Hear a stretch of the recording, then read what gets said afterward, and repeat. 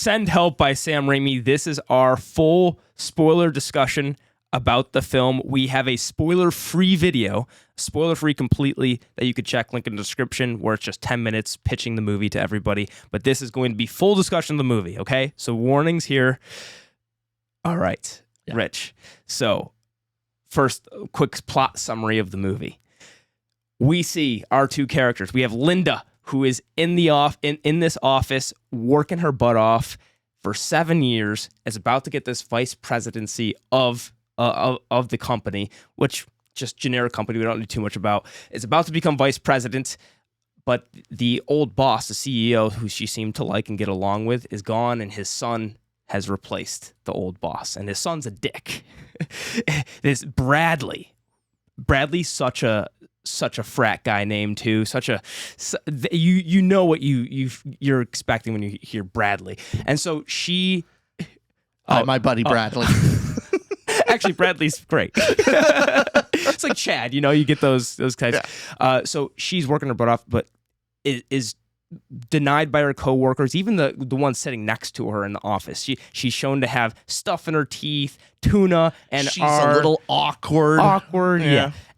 And of course, there's this Bangkok trip that's happened after she's denied the vice presidency, but the boss, the new boss, is like, "Hey, come to this plane with us, and we'll work you, do whatever."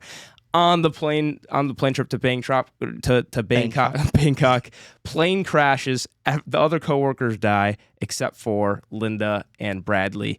And now that they're on this island, Act 2 ensues, where we see how Bradley, his leg is injured, and even if it wasn't injured, he'd still be useless, which we come to find out later in the film.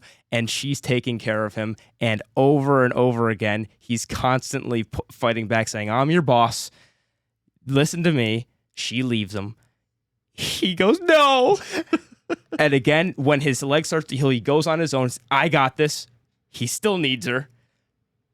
He's like, "All right, finally, I learned my lesson. I'm going to settle down." Like, Linda, I get it. You're right. Tries to poison her and leave on a raft. Still doesn't get the lesson. And then as this plot's unfolding and these hijinks are ensuing, we get, from Linda's point of view, she's loving this survival experience so much, she doesn't want to leave. She sees a boat and comes back, doesn't tell Bradley a thing about this boat. And now you're going, what's she doing? What's she plotting in the background? She said she has a knife somehow that washed up on shore. And I believed it, by the way. I'm going, oh, okay, the knife washed up on shore. Yeah. Cool enough. Come to find out, third act ensues. She's at that part of the island. And who is it other than Bradley's fiance, who we see earlier in the film with this giant engagement ring, who's like, "Oh my God, Linda, I found you." By the way, the fiance seems like a great person. She seems fantastic. What a hero. She remembered Linda's name after meeting her once. Fantastic. Right. How did Bradley get a great gal like her? And so the fiance is like, "Oh my goodness, Linda. Oh, wow." And Linda has this look on her face, walks the fiance and this guy who's on the boat, the boat walks them on this pathway that her and Bradley earlier in the film walked across, and it's a cliff's edge where there's a very unstable rock where they fell earlier. She knows this. She's walking, and the viewers thinking in the back of their head, "Ooh, remember the campfire scene earlier in the film where Linda and Bradley were talking, and she said, she just gave the keys and let her husband go and basically allowed him to get into trouble's way and die, essentially." Is she going to do something similar here? She does. And because she wants to stay on the island so badly, Bradley discovers this by seeing her fiance with her hand outside of the sand with the engagement ring coming through the sand, discovers this and confronts her. Huge fight ensues, gory fight. Chase scene happens until they find, which Linda already knew about, this mansion, this billionaire's mansion, where the final fight scene happens. And Bradley's like, "Oh my God, this was here the whole time." And Linda has a shotgun to his face. He's like, no, I've changed. I swear, I love you. Because this whole time there's this weird, almost romance happening, but there's not. He gets the shotgun. She gets a golf club, whacks him. But that transitions to a shot that jumps into the modern day where she was a successful survivor contestant and looks into the camera driving away in that final shot and goes, "Hey, no one's gonna help you around. Help yourself. No, help's not coming." And then the outro music to the gonna get you one way or another. I'm gonna find you. I'm gonna get you one way. It's so okay. And that's the plot summary. Yeah. And so many fun details we can get into. I gotta say we alluded to this in the first in the spoiler-free section, but the movie that this is so similar to, especially by the end of realizing. Yes. Oh yeah. Triangle of Sadness in, what did you say, 2022? 2022, yeah. Okay, yeah. 2022 Triangle of Sadness, very similar in theme especially, and some plot details as well. Yes. So if you really like this movie, go watch Triangle of Sadness. Oh yeah. Must recommend. Like, that's another 5-star for us. Exactly. Yeah, floored me. Absolutely. Want to go into emotional impact? Yeah. So our 6 categories. Here's category 1.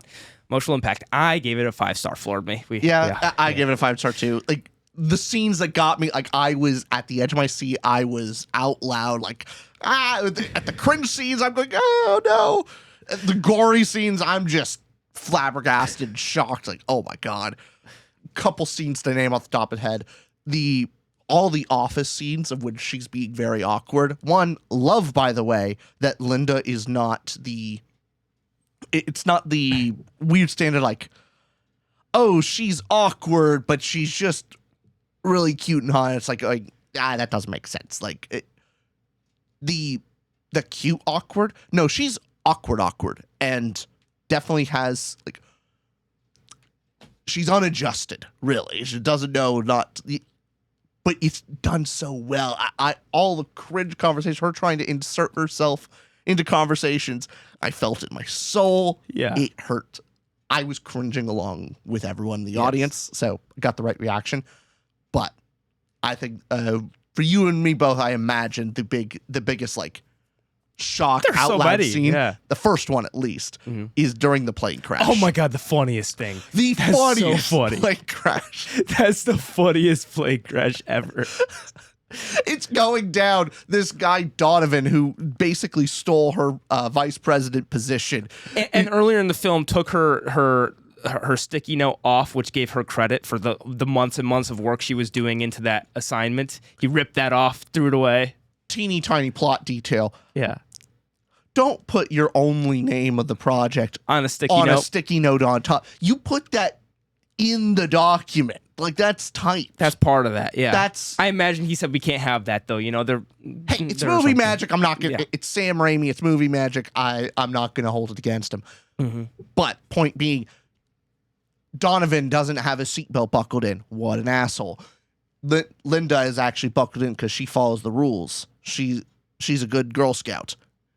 Plane breaks open, big hole. Everyone's sucked out. Donovan is holding on to Linda for dear life, and Linda finally has to like jab him out, and because he's trying to kill her. Basically, he's trying to kill her. He's like, "Give me your seat." Like, Jesus. Anyway, he gets sucked out of the plane, but then his tie catches the side. And you just hear this thumping on the glass, which shocks you. It's a good scare. You know, like, you see the window and just, like, the face, like, bam, like, jump scare. And then it just keeps going, and he's held on. He goes, Linda! And she just slowly closes it. She just closes the window. That scene itself is, like, indicative of the whole film, the dark comedy. That's the total shift. That's where you get that first shock scene of, okay, this is the type of movie we're getting. Sam Raimi, here we go. And I completely understand, like, what I just described does not sound funny. Completely understand. I just described a very gruesome, brutal scene, and I am laughing at their very horrific death. I promise you, it's funny when you watch it because Sam Raimi's good at his job. That's the special thing about this, because I'm not a fan of those YouTube videos where someone gets their shin kicked in or scooter fall, and there's these fails where someone gets hurt. Mm-hmm. I don't find that stuff as funny as other. I don't. Sometimes I'm like, Yeah. What this movie does amazing is they set up in that first act so well, like it's totally okay to root against these assholes. So it sets up so well, like not the uninspired, the laughing stock that you want out of these caricatures, because the movie's dialed up. These caricatures of these asshole bosses are so mustache twirling that you're going, oh, screw these guys. And they do, every action they make makes you root against them more. So even in the moment where, even though he was an asshole before that, of taking her name off and, being in the boys club kind of thing with the boss and taking her position, but then him trying to take Linda's seat, of like, give me your seat. Like, every selfish motive makes you go, oh, screw this guy. So like when he gets hurt and the laughed at, you're going, look at this guy who totally deserves it. And in the same way, all the comedy from Bradley the boss on the island, why it's always so funny is because we're going, look at this guy who's constantly at fault for his own problems in life. He's doing this to himself, which makes you able to laugh at him better. You laugh at him, but Sam Raimi's so good at his job. Like, as the movie continues on, you start actually sympathizing with him, and you go like, I know he's awful. But there's a couple scenes where I'm like, oh, I empathize with Bradley a little bit. The one where the theater stopped a lot was the possible circumcision scene, because you're going every time you're. That's the fun thing. Not circumcision, castration. Oh, sorry, wrong thing. Yes, difference. Yes, castration. The other C word for the cock. Yeah, but that scene was the one where the theater's laughing at him, and I think that one is even where the theater gave a pause of going, wait, I don't know if he deserves that. All the guys especially are going, all right, this guy's awful, but does he deserve just kill him. Just kill him. Why you do this? Why the torture? That's and that's right after he tried to kill her too. I know. So it's like that just goes to show you of that it's just handled so well. It is, so it's the laughing at the asshole stuff. You're laughing at. It's so funny to do. That airplane scene's big. The one right after that for me was the boar scene. Oh yes, 100%. The boar scene, as far as she's going out while he's injured on the beach, goes to find this boar. What makes it funny is she's attacking it. It's fun in action. She sticks it in the head. She's got this big stick. Boom, gets it. It stops. You think it's over. The boar starts coming again. You're like, oh no! It starts coming again, and then just the cut to her plopping the head down and him looking horrified with the blood on his face, going, what? It's so prime for comedy because it's that constant juxtaposition of, oh my goodness, we're dialing this up to 11. Great. Like this is Spinal Tap type of thing. Like this isn't 10. We're going to 11. Hilarious. Another one. This is the example of why I think the performances and just the facial expressions alone make this hilarious and dial it up as well. The scene where his legs healed a little bit. He's walking on his own, is trying to survive in his own camp. And you're seeing the difference between her having all this food and him finding that insect. That scene for me was so funny because here's what it's the little micro facial expressions too. He's there, he sees the insect, he's crawling over to it, he squirms it, he starts biting it. And the context is what makes it funny too, because he's this massive germaphobe who makes fun of her earlier for having this tuna smell and stuff in her teeth. And this is his character, but he's so hungry. He starts to eat this insect, and you see him start to laugh. Go, I've got one up on Linda. Yeah, that's right. I got you. I did. Then the realization of, and spitting it out, and then you see his black tongue, like, and it just keeps getting worse. So funny because and obviously it's the contrast between what he did to her earlier. Now it's that karma. This whole movie's karma. I also like to think of I think Sam Raimi plays with time a little bit, which adds to the humor of the funny scenes of when Linda first leaves him. Of like he says like, "I'm your boss, you listen to me," and she goes, "All right, good luck." You don't know how exactly long Linda has left him. It's like a time, but the funnier in your head is thinking it's way less time than you think. Yeah, because like you don't see day past the night. It's not a montage of like a day scene, night scene, day scene, night. It's not. It's all day. It's just flashes to like roughly the same time day. So with that shot going left to right, just his expressions, it just keeps going like that. Yeah. Either he panicked with it, like he panicked within an hour, or it was days. It's funnier to think that it was only a few hours he was alone. It is. And he just panics. It's the same thing with the food scene. Like, how long has he been, excised from the camp? How long has he been away from Linda that he's willing to eat the bug? It could be days. It could be. Or it could be a day. It could be, yeah. You don't know, and I think that makes it funnier. And the filmmaking as well makes it funnier because you see him trying to do the same thing she did earlier with putting the leaves into the bowls that she crafts, or not crafts, wasn't it coconut or something? Coconut, yeah. Coconut. Like, so he's trying to do the same thing. He gets it all set up. He's like, oh, yes, because it's raining, and the rain instantly stops. It's just another one of those things of it. So many funny scenes. Another one. So we talked the castration scene with the octopus. So that's the facial expression. Him go. I was curled up on my seat. I was. Oh God, that was a bit much for me. It was about to be. Yes.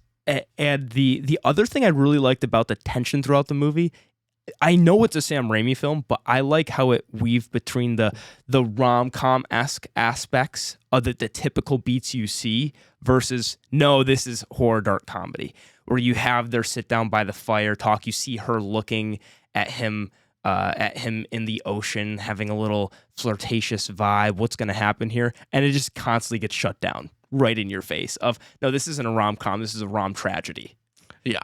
Love that too. That's it's a movie of catharsis, of karma, and you feel all of it. It's that's why I hope people would see this in the theater. Yeah. Excellent stuff. Anything for emotion. So I know we've been going on the horror and the comedy aspects. Do you think there's another one we're missing? Or is it really those are the ones that are front and center? Horror, comedy, and I think Sam Raimi does play with basically your sympathy. Yeah. In the beginning of the film, he sets it up so well of you're just 100% rooting for Linda. Linda is like your peak underdog character. You're going like, oh yes, she's gonna show her asshole boss that she's the shit. You're so excited for it. Like, I genuinely thought it was gonna be maybe more horror, like her kind of stepping up, taking the role, and I thought there was gonna be another horror element. I didn't know she was gonna become the monster of the movie, but sets it up so well that you're sympathizing with her. Bradley is a complete asshole, and you're like, yeah, no, he deserves it all. But as the movie keeps going, like especially pretty early in the film of her seeing the boat and going like, I'm not ready. And you go, oh, damn. It's happening Linda. here, yeah. But she's so happy. You see this joyous look on her. It's like she's finally in her element. She has this position of power. She's needed and appreciated. She can force her appreciation. Like you can't deny her anymore. And as the movie goes on, you do sympathize with Linda because Bradley keeps messing up and keeps doing awful things. He kind of deserves it. But then at a certain point by the end of the movie, yeah, she's the villain. She's the big monster. She's the psychopath at the end of it. So it's the whole movie is you're following the protagonist and as she becomes the monster of the movie. The scene that makes it go like, oh, she's going too far is when she kills the fiance and the boat guy. And you're like, oh, yeah, she's getting unhinged. But then at the same time as I'm watching that, I'm still not rooting for Bradley. Yeah, no. It's watching this going like, what a fun mess. This is they're hilarity. Yeah, no. Bradley, you never root for him. I rooted for the fiance. Fiance seemed real nice. Oh, yeah. No, I felt sad for her. Yeah. but the only time I really I sympathize with Bradley, especially when he found his fiance's body. I thought that was a great moment of acting of him discovering her. Mhm. So fantastic. But Yeah. I think he Sam Played Raimi with the plays with your sympathies a little bit. sympathy. Yeah. Yeah, let's want to go into thought provokingness because we can get deeper into the message, this theme. So, what'd you give it out of 5 stars for thought provoking? I give it 4.25. Really great. I give it a 4. Great. Yeah. Yeah. I mean, the key thing that this is playing with, the theme is hierarchy and role reversal, effectively, where, in our society, we have different hierarchies, boss, employee, wealth versus, rich versus poor, all these different class structures, whatever have you. And this movie plays with it by taking a class structure, a hierarchy, and then now you're stranded on a desert island. The hierarchy and class structure shifts and changes. And how do people react to that? That is effectively the theme of this entire movie. And the best movie on hierarchy for me is Triangle of Sadness. Love that. But that is in the this exact way, yes. That is the theme. Yeah, and the through line of that is her character. So Linda's character also having this lesson, this attitude of, hey, no one's going to help you. Do it on your own. This asshole world that exists. And the question coming to, is life like a zero-sum game in that way? Of this island acts more of a meritocracy than the real world does. So in this survival island where you're able to, hey, whoever has the best ability, you're the Lord of the Flies. You're the one with the conch. You're in charge. And so that attitude of, is life a zero-sum game, individuality, like, screw it, you have to do this on your own, that kind of attitude is also a push and through line. What do you think of that part of it? Even the end line was something like, hey, no one's going to come help you, just do it on your own. I like the dark twist on a genuine, like, regular self-help, decent line of like, hey, no one's going to save you, got to help yourself. That's a normally good line of like, hey, you should help yourself. You should. That's generally good advice. However, I love how it's a dark spin with this one. Yeah. I mean, it's definitely not my sympathies or my outside. I might be more like hey, I think you should, your loved ones are important and all these things, but in the context of the movie where it's pushing that dark message and with the context. The standard poster board of like, help yourself before others. Like, the whole idea of trying to help yourself. That's good, but we live in a society. We should rely on family. We should try to help others. It takes a village. It takes a village. Help others is good. However, self-reliance is it's an admirable trait, and it's pushed in this to be a little twisted in a way too, because how far are you willing to take that? Because is she doing the fun thing about this role reversal? Is she doing the very thing that in the real world the people are doing to her, of like, ignoring her, treating her like this, and she finally goes, maybe it's in a way her treating that worldview and almost agreeing with it, of saying, yeah, you know what, screw it, I'm not going to be the worker bee. I'm not just going to listen and be pushed around anymore. It's pushing against that right in the face of it, and her going, yeah, screw all of you, because they've been saying screw her entire time at the office. Yeah. So, and however, a lot of this stuff is not. Here's the question: would she have sent the boat away if she was alone? Is part of the reason why she wants all this, and she ignores the boat, and she ignores this house, is to hold her position of power over Bradley. Is that the central reason? Because we see plenty of scenes where she is just living this role. Like, she finds this waterfall, and she is just happy. She's finally in her element. She has this radiance about her. Is it the joy of her situation? She loves being in this survivor situation and finally in this position, or is it, I get to hold this over Bradley? It's a great question. And so that's the question of what would she do otherwise? Because if, Bradley didn't survive and like she's alone on the island, she could go back home and like take these lessons and, be self-reliant. Don't rely on the boss. Like she could take this kind of stuff and this independence Mhm. and apply it to the real world and maybe do better. But she instead wants to do what Bradley has done and like hold this position of power and her authority over him. And it seems like her desire is not for all the things that she does, like accomplishment, it's to be acknowledged for her accomplishment. Well, she certainly, you see her joy and happiness for making the fire and for surviving, and how she has her backpack. She's so proud of all these things on her own. So she does seem to have that personal enjoyment of just, hey, oh my God, I'm finally able to, like, this is fun for her. This is great. But then at the same time, you see her help. She's a good person too. So especially at the beginning of the films there, and she is helping him, and regardless of her own grievances, heals him.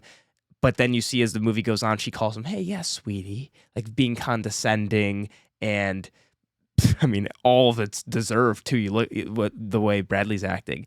But that's the thing, is she keeping him there? And under Toby, she likes that power as it's developing. I think that's part of it for sure. Yeah. Especially with the reveal of she knew that like she could have got them rescued really early on, very early on, because she did the proper survival thing of she checked out the island, and that's when she found it. So at like early day of like first 2 days or something, she found the house and she saw the boat. So it's also a question there of she certainly was able to survive on her own and have, I think that initial boar scene was before that. Like she did, she built some structure and was able to survive on her own without going to the mansion first. But for most of the time on their island, she did have the help of the mansion's resources, of the knife that she got, and remember all that good food she had too, and the waters, and so she was living it up and having a lot of that help as well. But certainly that there was a point where she still was surviving on her own beforehand. But maybe that adds on to the theme of this, of she was also using these resources, and it wasn't entirely on her own for the most part, because you literally had this mansion of supplies. Yeah. So yeah, it played with that theme really well. The reason it's not higher for me is the hierarchy stuff we see in Triangle of Sadness, but also I think this movie certainly focuses on the entertainment value. Sometimes the message gets a little telly, little like, you know what it is at the beginning, but it still weaves it and puts it in a package that's just, it does it really, it's memorable. And I'll think back to this as a neat example. I completely agree. You want to go on to characters? Yeah, let's go into it. What'd you give characters out of 5 stars? 4.5, spectacular. Same, 4.5, spectacular. Yeah. That's when you know we have our rating system down, is when we're of a one mind with things, of like we know our terms. Yeah. But I mean, these are spectacular characters. They are. Yeah. I mean, I know Negative Nancy going to talk about the, negatives of why I didn't give it 5 stars. Sure. I think both Linda and Bradley, because they're so extreme, which is great entertainment value, that's what you want for the film, there's a little bit of nuance lacking that maybe I am not absolutely floored with them as characters. Oh, yeah, I get you. But still, as they're presented here, of their extreme caricatures, I think they're spectacular. That's my kind of That's the same point. For me, because so we can go what are their actual actions, but first let's go backstory, because we get that fire scene of what happened before the film, of who is Linda and who is Bradley. Speaking of, oh yeah, I do want to give the little cameo of Bruce Campbell. I'm pronouncing it wrong, but it's fine. Anyway, he's in all of Sam Raimi's movies, really, to some degree. He plays Bradley's father in this movie, so that's where he. So if you see a Sam Raimi film, you always got to look for Bruce. He's somewhere in that. Good film. call out. Nice. Anyway, just want to mention it. Yeah. So the fire scene where we find out a little bit about their past, the more caricature part of Bradley's character is, hey, his parents troubled home life, and that's why he's an asshole. And even then, I don't know if I fully believed it when he was Sure. talking about it. The way he talked about it, I was chuckling a little bit during that scene, going, "Is he just lying? Is he just trying to gather sympathy?" I think it was Something- truthful. Something about it was off to me. Mm. Just the way he talked about it. Do you think it was a lie? I Now with the whole film done, or I think to some degree, I don't know if he was lying, but he does not have an accurate view of it's his reality. distorted perspective. I think Yeah. I think it's a distorted Maybe. perspective on especially the way he talked about it. Not the lack of details, the way Linda shows it of clearly like I believe her story far more than I believe his. Because she gives a certain level of details, but also is withholding some things. Bradley just being the carte blanche, like, oh yeah, my father just was terrible and all this stuff. Like, I don't know. It's more of the cliche in that Yeah. way, and it's stated there too. She says, "Oh, you ever hear about monsters aren't born; they're created," and that is what he's representing. And that way, he pulls off that caricature extremely well. It's just like you're saying, as his character goes, got it. This is that asshole type character. But the show moments that we get between him and her are what make their characters feel developed and real. Where the contrast of him being the germaphobe and her not caring about germs and being quote unquote uncleanly and having tuna fish and all of this. I love that scene we get early on of the eye twitching when he first meets her. Oh yeah. So you get that, and you get him not even knowing the correct department she's in. Of accounting or whatever. He goes, no, strategy and planning. And that comes full circle in the film where she goes, it's Linda, strategy and planning, and how she was able to kill him as well, which comes full circle. That's a lot of fun. You see her emotional moments in the car when she is after getting denied the VP position and made fun of from all the employees, and just saying, hey, you're enough, Linda, you're enough. You see her struggling with this. You're so sympathetic. She's so rootable. It's great. I'd actually be very curious what our friends who like more rootable characters would think of having this very rootable protagonist and then going the gory route of like, oh my god, what's happening right now? I'm curious how they would feel about it, because we watched the movie with Harry, who's a big horror fan, who enjoyed it. I think he gave it a 3.5 or 4. He enjoyed it quite a bit. That's good for him. It is, yes. That's a great score for him. That's a great Harry score. Yes. But you see she has a bird and all these survival books at home. She talks to the bird. Her backstory is that she was in this 10-year relationship, not divorced. Her husband wasn't kind to her. He was a drunk. And one night, she's just like, hey, I'm not going to hide the keys from you anymore. Let's go.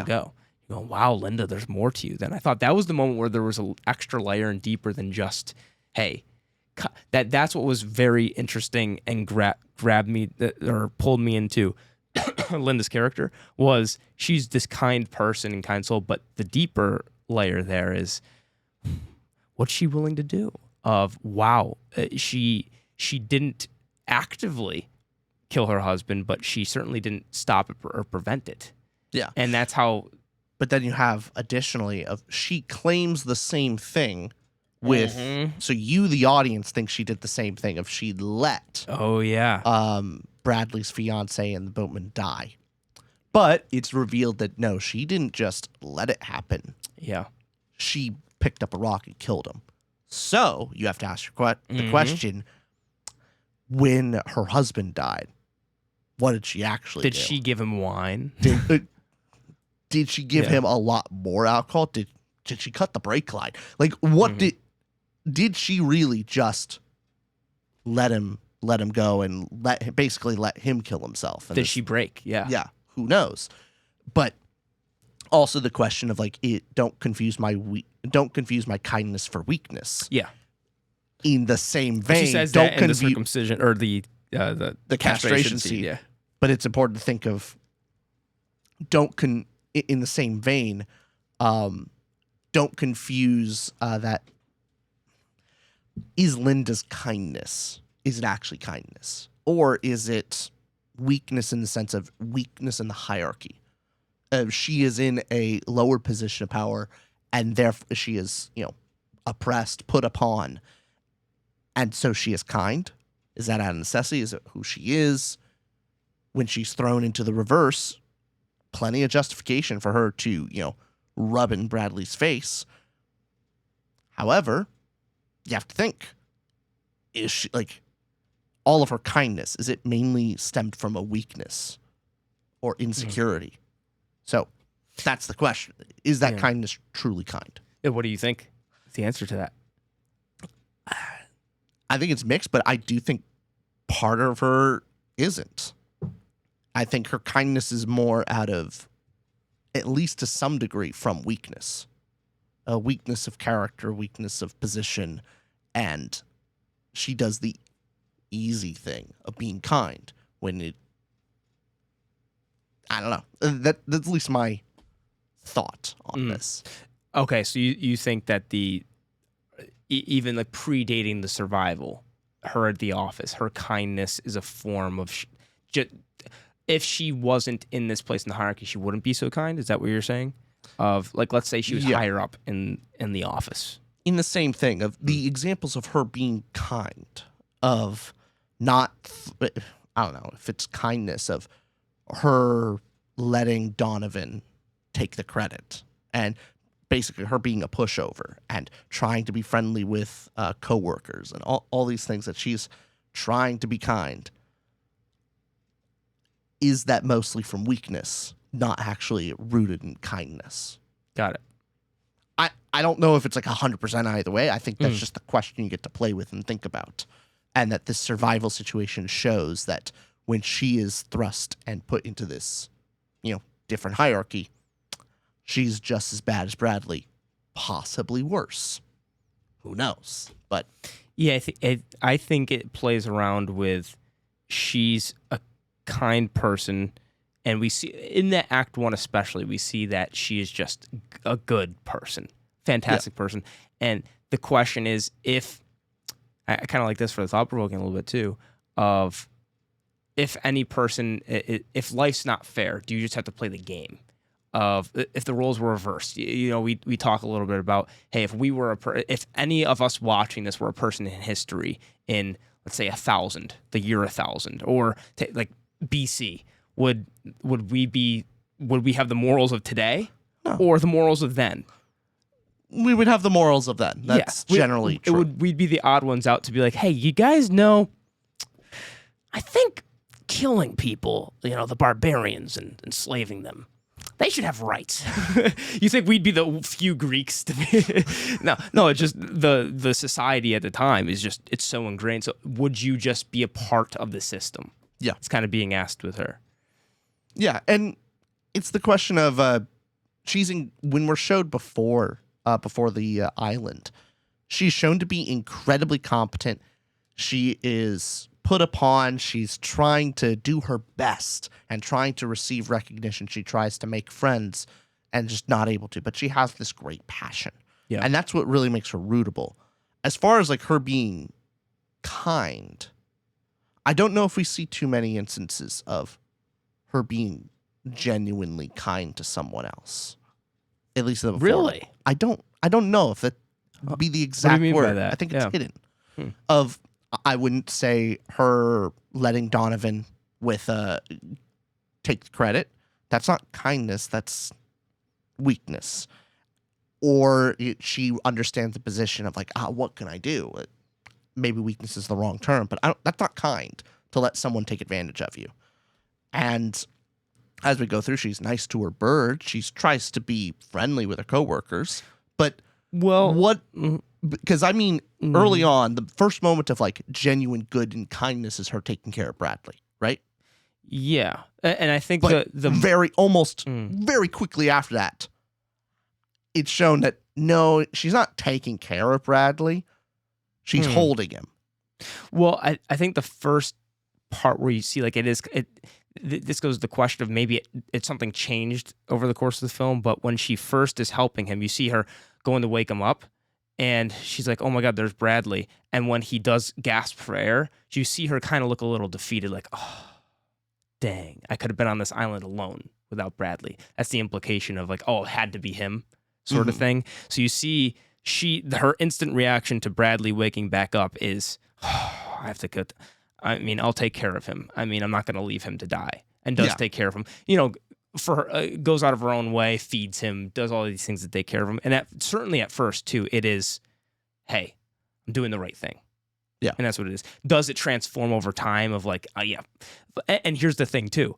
Does it transform because literally he gives her every reason to do so? Because that's the thing of, I'm watching this of, it takes a very kind person or like somebody, push over whatever word you want to use, to time and time and again to get spit in the face and still go, it kind of, you know how she was calling him sweetie and whatnot, and it was almost a motherly son relationship, like a brat of a son, because she was constantly, you know, calling him sweetie, feeding him, doing all these things, and treating him like a toddler because he was acting like one and constantly rebelling, almost in the same way a mother has to have this unconditional love to her twerp of a kid. No matter how much the kid's a twerp, the mother has to be has to have kindness and love in this unconditional love in a way.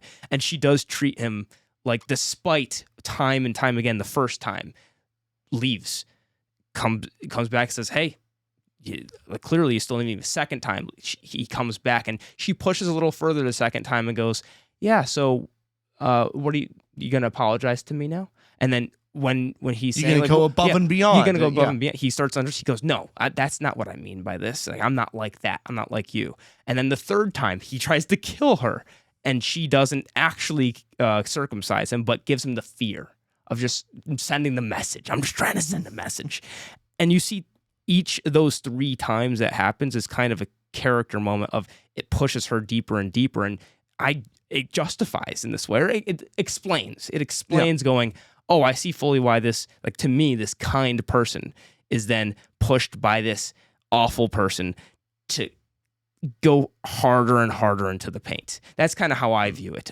There is genuine kindness, and she's a good person, a great person who is then the system, and the way he treats her makes her take a step. She has to harden more and more.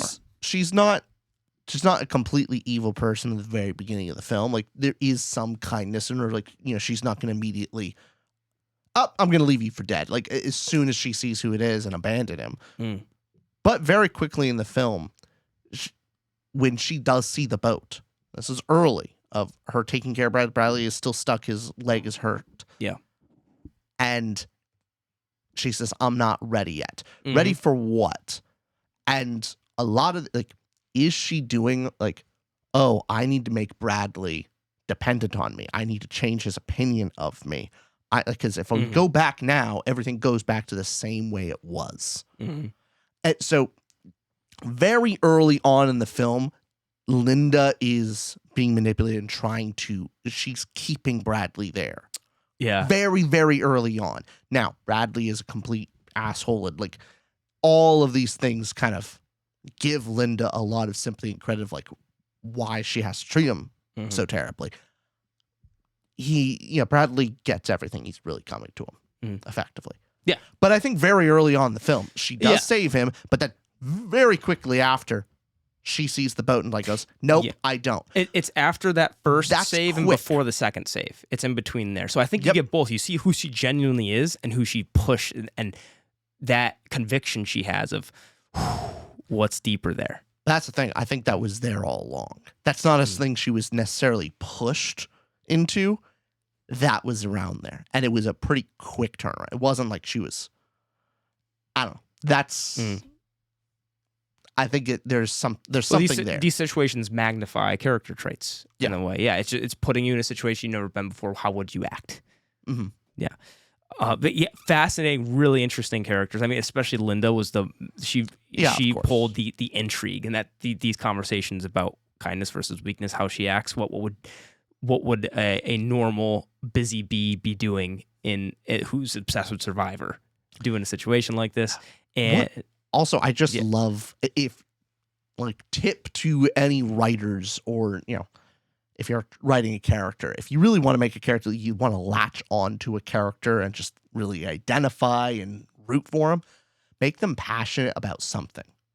And especially Linda being so passionate about Survivor and just seeing her genuine joy of just the process. Yes. And that it instantly, you fall in love with her character. Yeah. Of like, oh, yeah, you go, girl. Like, Yeah. It 100%. makes you so excited. And that's where you're asking yourself the question: is she there because she enjoys it, and she's been living for this. She wants to be on a survival island, and she also doesn't want to go back to the real world. This is where, is it because she's, you also understand too, she's treated awfully out there. Why wouldn't she want to be in this paradise where she's higher in the hierarchy? Is it the she wants to be on the Survivor Island, or does she is she trying to play Bradley to basically when they do go back, things will be different? She had a crush on him initially. So how much of each?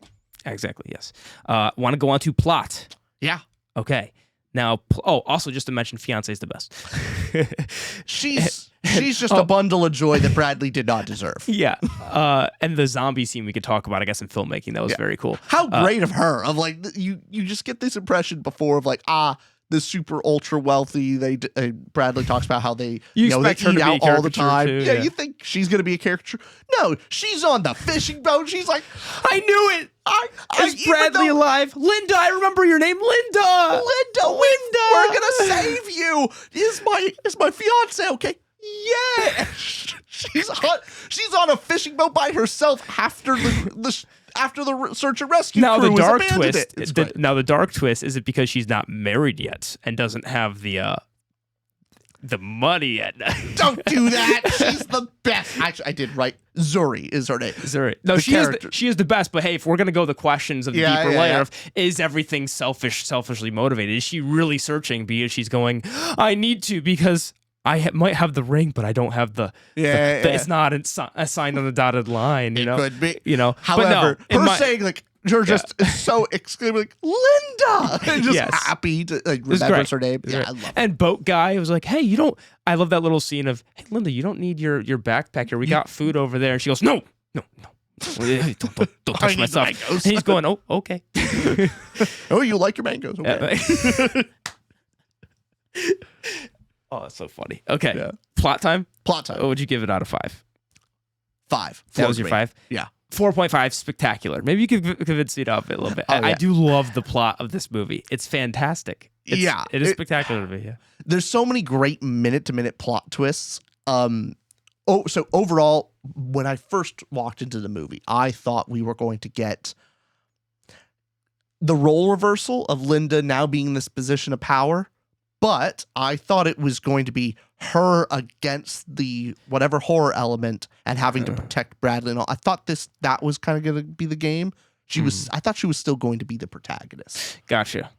You like the flip of gotcha. Yeah. And so I did not see in the very, very beginning that, oh no, she's actually the villain, or she's becoming the monster, becoming the villain. So that definitely got me. I mean, somewhat early, of course, when she turns away the boat. It's kind of the what's going on here? Yeah, but okay. Beyond that, so many different plot moments I think work so well. The little twists I think are great, especially by the end of the knife being like, "Oh, you really think a knife washed up on shore?" I'm like, "I did, Linda. I actually did." It's a great Chekhov's gun of like, "Hey, look." Yeah, there's so many different elements of that. The X, I mean, with when she says, hey, Bradley, do not go over there. Don't go by the X. Like poison vines, all this, like you're going to die. You think she's talking about the boat? She thinks maybe. The viewer thinks that. Yeah. Or even maybe I thought the boat, like she found a boat there. Gotcha. Something more of like that boat. Maybe she killed the guy. I didn't know. In my head, it was she saw the boat traveling there and she's like, okay, boats come there frequently. I don't want him to see a boat. That was what in my head what I thought she was preventing. Yeah, that is I think what the film is trying to go for. But also having seen the other movie we mentioned, I don't want to. It's hard to split. But I was like, oh, is there? You've seen the plot point of the mansion is actually there on the other side of the island, which is it was also sort of a funny scene. But yes, which part floored you the most? Was it the that flip, the role reversal was a really interesting part of it, which gave. I hate to. I guess it's popular enough, but it reminded me of Gone Girl a little bit. It's another one of those awesome movies where there's more to the story than lends the eye, which is just awesome. I actually haven't seen Gone Girl. You'd love it. I probably would. You'd love it. Yeah, it's got some of this flavor in Yeah. it. But what was the part that floored you the most? That role reversal was the plot twist, the direction that was. I think those plot twists worked, but just the minute-to-minute survival scenes, I think, really worked well. I'm adding into this of just the boar hunting scene is incredibly well done. The castration, the castration scene, the further descent into villainy that Linda goes through. I was just kind of shocked by the plot, and just by the end of the whole scene, how it's all pieced together of her getting off the island. I think it just worked so well. Like, I was entertained on the edge of my seat for this entire plot, and I the little twists along the way got me. Of which one got you the most? I loved Bradley making a raft in his spare time, trying to get away, and just that is the underlining plot thing I really love too, of the rom-com elements that you've seen in stories that had me questioning, is it going that direction? Sure. For a little bit. Even knowing it's Sam Raimi, it had me questioning how much are they going to lean into that. I could see that being a direction. Even at the very end scene where they have this twisted laugh. They laugh at each other, which, by the way, I want to talk of dialogue acting. It's the greatest laugh. It's so funny. But even in that last scene when they're in the mansion and he's like, "Hey, I've always loved you," and they're deranged laughing at each other. There's an ending there where they end up together in this deranged, messed up way and go back to the real world, and they're just psychotic. There's a world where that exists, right? Because they've Stockholmed each other in this weird way, and just that's the type of film it could be as well. So I guess I could see an ending like that, but because of Dylan O'Brien's acting too, there's these moments where I'm thinking, and since we've already got the role reverse a little bit, where she's pushing further and further, where, hey, are they going to make Bradley's character become sympathetic? Like, hey, on his side, got it. Like, I see what you're doing. You're pushing her further. Are we going to pull reverse? Yeah, which doesn't happen because Bradley's character. He's in that final fight scene and everything. You're going, Bradley's still fucked up. Like, there's not the moment where he genuinely starts to care for her and flips around and she gets the total victory of, ha, gotcha. Yeah, he doesn't. He is still despicable. The change is that middle betrayal scene where he poisons Linda and tries to get on the raft. Yeah. Because up until that point, like, he's, humbling himself. Thing is, I think what was interesting is him learning he's genuinely becoming better at survival. He's not completely useless at a certain point in the movie of, oh, okay, he didn't go complete character of like, he can't take care of himself at all. No, he's clearly taking care of himself. Linda is teaching him. He's learning. Good. And imagine he didn't betray her at that scene. Like, the whole movie is like, oh yeah, you're all on Bradley's side. He finds his fiance. Oh my God, you killed her. That's a completely different movie and making him far more sympathetic. But the fact that he is learning all this stuff from her, he does get a little something of the reason why he does poison her and he takes the raft is something's wrong here. Something about you, like, you are too excited. She's dropped too many hints of not wanting to be rescued. He's like, hey, are we gonna put a send help sign? She's not interested. She's focused on send Heppel. She's focused on making the hats and just living her best survival life. And so that's why he thinks he sees something twisted in Linda, but he's also just a complete asshole. But point being, after that, then it's he's terrible, she's terrible, and they're both awful. But Bradley was kind of right. What do you think would have happened? He did catch on correctly that she's kind of keeping him there. Well, what do you think? Did you like the decision of us seeing Linda hitting the boat guy with the stone, or would you have liked it to be ambiguous and leave the question? I don't think it mattered by the end. By the end, the whole fight scene, especially with her and Bradley, she killed him. So I don't think it mattered as much. Gotcha.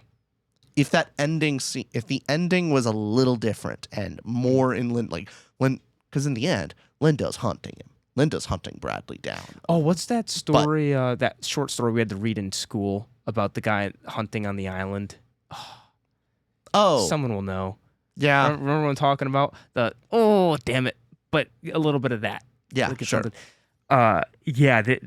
I love this plot. You're convinced me to possibly go higher with this, but the thing I'm thinking of too is that triangle of sadness ending, which I don't want to give away. Go watch the movie, but this was such a fun plot. I could have seen some different directions with it. This one was equally as fun, but I guess in my head, would I have liked a more ambiguous ending where there's that fight that they're happening, and with the golf club, she goes to whack him, and poof, credits go. You know, and the question is, the debate is, did she kill? Like, it's more clear because we saw the stone hit the boat guy. Like, do you leave that ambiguous, and do you leave that ambiguous? So the question is now, do you think that Linda went so far? You know, is there some ambiguity that would be a fun discussion with the plot to make it to leave more to the viewer's imagination than telling the viewer? So I had some questions like that. But here, I also love. I want to make clear, I also love what was presented. It's just the question of, would that have been interesting? Or because so many fun layers of this plot are presented that I'm like, let's have fun with this. Or like when the mansion is discovered, could you have gone the more twisted route of she didn't just discover, she killed the family there? Like, how does she have access to the mansion? Maybe she go full villain route of she killed the family. And he sees the dead bodies as he's in the mansion. And like, holy, and it makes it more horror, like elevate, not, she killed the fiance and the boat guy, but make her push her, make her even more twisted.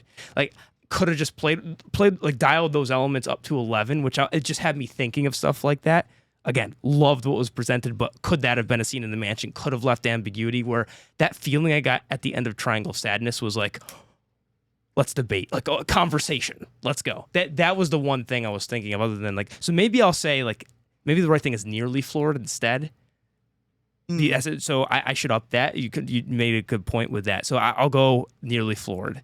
But it's just got that, oh my God, it's cool. And I love the nods it gives throughout to other references, like the conch with Lord of the Flies, which is very cool. Or SpongeBob, take your pick. I mean, also, I do think the scene with Bradley running after he finds his fiance dead. Yeah. How the scene was shot, the music, it felt like it was taken directly from Triangle of Sadness. I couldn't help it. Oh, you think so? Yeah, I could see. Yeah. Yeah. But at the same time, it's very Sam Raimi though too, so it makes sense. Yeah, that's 100%. But no. But anything else with plot? Like, what do you think of that? Like the possible, you know what I mean? Of those possible interesting endings. Because again, I'm with you. I love the plot of this, but I like the way it went more so than if it was completely ambiguous. With what was, I don't think this movie would be easily like a few little changes to make it ambiguous. No, I just don't think that's this movie. It's very much no. It's the descent of Linda into villainy and selfishness, and I think it's important. That's the only. Yeah, I agree. I like that direction. It's like, okay, imagine there's a bar like where this is the middle. This is what we got, and you could go like complete more ambiguous route, like I was mentioning with the not showing the stone scene in that, or the route it did go and show like killing in the mansion. Like, but yeah, that's just because it presented such fun ideas and stuff. It just has what a great plot. Awesome time. All right, filmmaking. Cinematography. What'd you give it out of 5? I gave it a 4.5. Spectacular filmmaking. Yeah, I did give it a 5. Floored me. What was the couple scenes that floored you? What floored you about it? So the one thing with filmmaking that, on top of it, hey, is it great filmmaking? Is this an auteur? Is this a blank film? Sam Raimi has his touch on this, and I'm going, hey, this is I'm mesmerized. This has his touch. This is a Sam Raimi film that's also expertly done, where you have the awesome close-up scenes where even in the beginning, which, you see this in other films like The Substance, that's lovely filmmaking as well. But you get where Bradley is talking to his coworker, being like, hey, smell the tuna, and you get the close-up of him sniffing. And you get his eyes twitching, like, the look of his eyes. So all the camera shots and choices there were very fun, and that made like he had very fun cuts as well, where you were talking about earlier, the panning of the passage of time, the jump cuts to show how much time passed for Bradley when he's sitting there waiting for Linda. It just pans left to right, left to right, left to right, left to right as his face is getting more and more and more distorted and angry and bitter and But the light doesn't really change, so you don't great know. touches. Yeah, little things like that. But also, Sam Raimi is a big fan of doing the POV chase shot. So in a lot of his different horror films, you'll see the POV of the monster as it's running around, and so you get the boar, you get the POV from the boar, and how terrifying that boar scene was. That was great. So, as far as just plot structure of like great horror, gory scene of her, Linda killing it, and then like bracing the spear, and then how just absolutely visceral was the boar, like impaling itself on the spear, trying to get her, Linda. Yeah. Loved that scene. I've heard this movie's also in 3D. I've heard that would be really interesting. So I think I think a lot of those effects are to help with the 3D nature of it. For example, her throwing up on him, which what a fun scene that was. After that, again, instant karma of he poisons her, and now she's going to save him from the ocean and just throwing up on his face constantly. And again, him being a massive germaphobe makes it funnier, and it just keeps going and keeps going. Those scenes, so with the boar, the throw up, or the insect eating scene. The blood and guts spilling out and it coming out of his teeth was so gory and fun. So the effects are really cool. I mean, it's CGI is that certainly used quite a bit. The boar is CGI used. It didn't bother me. You have to use it in certain scenes, but he uses enough practical effects and enough like camera shots to make it unique and fun. It has that same Sam Raimi touch, but a lot of what made the film entertaining and laughable, all these things, had to do with like how he was filming this. Like I mentioned, the range of stops scene, the fun choices he made to elevate the performances. That was great. Basically, the body horror. Oh yeah, the body horror is awesome. When Linda and Bradley are fighting, Linda gets partly scalped.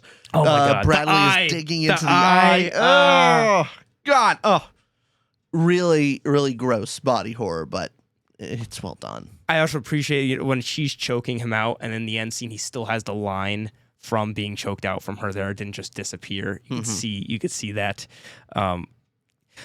I like this is what I wrote down. I like the use of some of the props, the engagement ring as a symbol.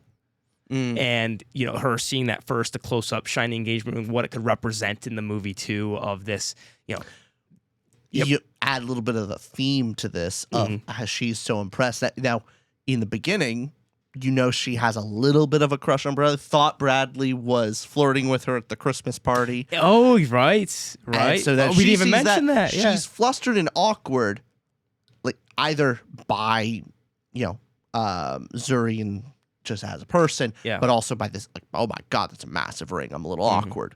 But at the very end, she has the wedding ring in her mouth and like, ha ha ha, and is shoving it in his face and then swallowing it. Is that partly it's like, you're mine. Like she can't, like she won't have, if I can't have you, she won't have you. Yeah, like, great point. Taking that ring from it. Like I'm wondering if a little bit of that possession of him.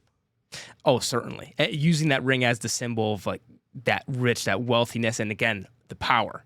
And are you mine? That's great. And the way the hands sticking out of the sand as well, with the ring shining there, the zombie-like scene where she's coming out of the ocean, like, why'd you do this to me? And the jump scare, which were used very sparingly, which I appreciated at the right moments. That was awesome. The fun transitions. I don't know if it's an exact match cut, but it's almost, I guess, where she's swinging the golf club to kill him. And then transitions right into her hitting an actual golf ball, which alludes back to when he was, they're talking golf. He's putting earlier with the bros, with the frat guys, putting earlier on the green. And all this symbols come full circle. He uses the props extremely well. So it floored me. And as we're talking about this too, like, this film's a 5. This is a 5 film. Like, how could it not be? It's so fun. It's done so well. Yeah. No. Yeah. I mean, It's so good. You just have to respect though. Like I should have expected this of, Yeah. you know, the man who made the masterpiece of Spider-Man 3. Mm-hmm. Of course he's going to make a masterpiece here. Like it's just obvious. Not Spider-Man 2, Spider-Man 3. Spider-Man 3. Yeah, of course. Masterpiece. Yep. See, I say this half jokingly, not even half. Spider-Man 3 is a fantastic film. I don't care what you have to say. That's a personal point. However, as far as like a director, like there's a couple directors out there that have like their own unique style of just like, oh yeah, that's a Christopher Nolan film. Oh, that's a Scorsese. That's a Kubrick. David Lynch. Actually, a lot of filmmakers have their style. Yeah. I particularly like Sam Raimi's style, and I think as far as movies go, it's very identifiable as a Raimi film, and he brings that everywhere he goes. So, no, he does a fantastic job. Absolutely. And yeah, I loved it, and want to go on to dialogue. I'm trying to think of anything else to mention. I think that's all I can think of right now. Yeah. So I'm going to dialogue and acting. Yep. Would you give it a 5? Yep. 5 stars. 5 stars. Floored me. Floored. Oh my God. I loved it. Rachel McAdams, which by the way, she was in The Notebook. She was in another rom-com. Oh, she's in a lot of stuff. Yeah. Yeah, but she does an amazing job here. Oh my God, I loved her performance in this. It's a standout role. I hope she gets some nods for Oscars I'm later sad on. she might not, because it's a January film, the notorious month. Also, Hollywood, ever since, Spider-Man 3, they've just put Sam Raimi in a blacklist. They're like, you made perfection. We're jealous, and so we're not going to give you anything. I understand. Well, the performances. The performances is great. Yeah, they're fantastic. But you're right. Dylan O'Brien, yeah. Oh my God. Very much a standout. Yeah, you're right. His facial expressions. The scene with him almost being castrated. Him crying and not able to speak. Yeah. Well, what Sam Raimi often does is like, so Bruce Campbell. Campbell?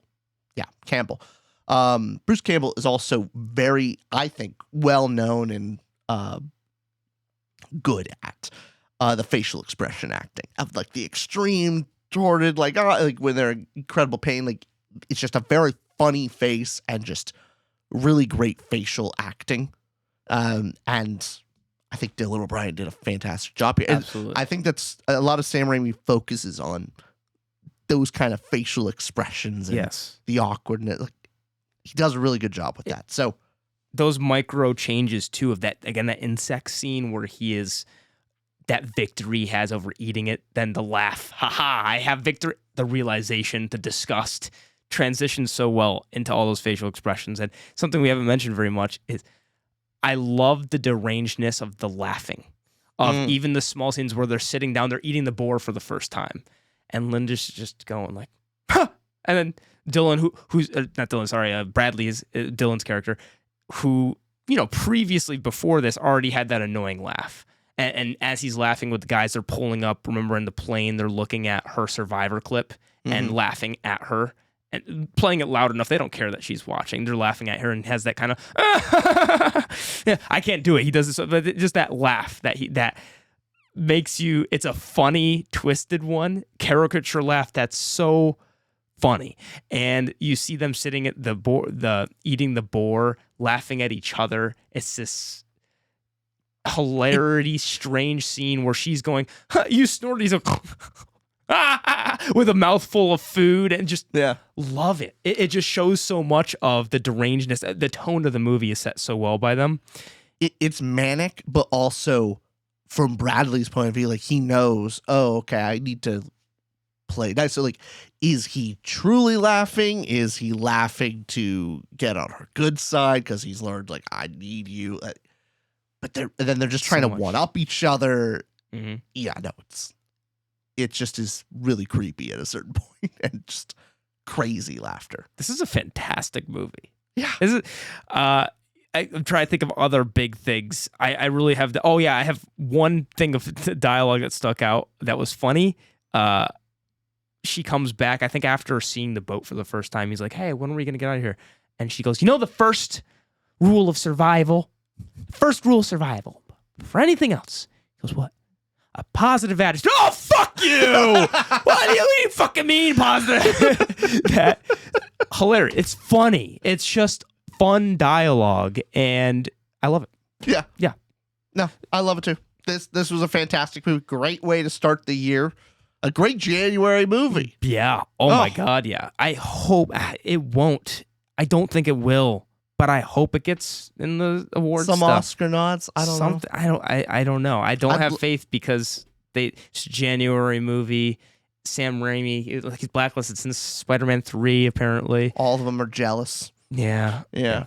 Okay, now that we finished, I'm going to up my thought-provoking to 4.25 from 4. I'm going to up my plot to 4.75. I'm upping 2 of those. I'm thinking even more positive of the movie as it's going on. You're staying the same? I will be plussing up cinematography to the filmmaking one, yeah. Filmmaking to 4.75? 5?